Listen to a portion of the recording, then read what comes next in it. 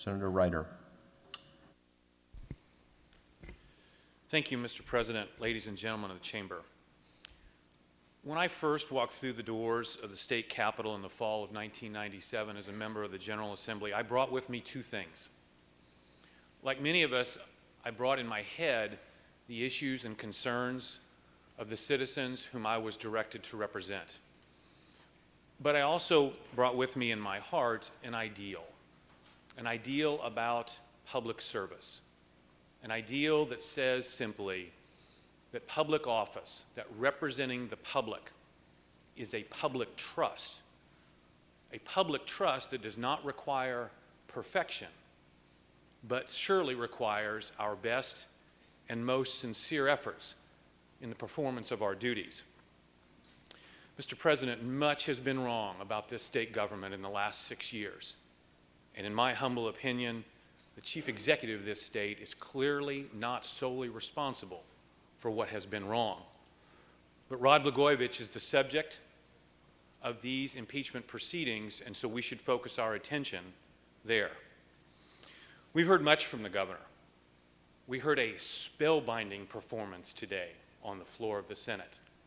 It is not unlike many of the performances we have heard from this governor in the last 6 years, both during his time as governor and while he was campaigning for governor. Some have found these to be inspiring words. Some have even taken these words, and with the help of some friends, they have lifted Rod Blagojevich to the highest office in this state. But over the last 6 years, and in startling detail in the last 4 days, we have heard other words spoken by this governor when he thought only his closest conspirators were listening, and other deeds undertaken when this governor thought that he was behind a shroud of secrecy or obscured by the thicket of governmental bureaucracy. These words and deeds tell us a different story. Not a story of a governor who intends on changing the way we do business in Springfield, in cleaning up corruption in state government, but rather a governor who, before he was even elected governor, conspired with the likes of Aliata and Joseph Carey and Tony Rezko to build a political kingdom on the backs of the public's resources.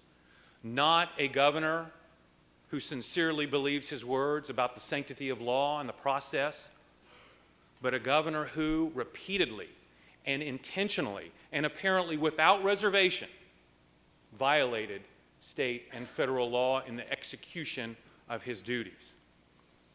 And finally, not a governor who sincerely believes his words about health care for children. Because no public official who has any concern for those issues, much less a sincere concern, would shake down a children's hospital and the doctors who care for our sickest children and grandchildren. No, those are not the words and deeds of a public official who understands or even comprehends what a public trust really means.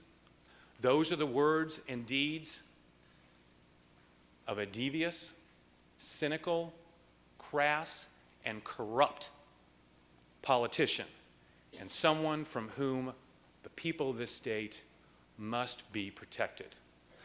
Mr. President, I have been convinced by clear and convincing evidence the House of Representatives not only did what was appropriate, but did what was necessary in sending us this article of impeachment, and that this governor should be convicted of that article of impeachment. He should be removed from office, and he should be barred from ever holding public office in this state again. Thank you, Mr. President.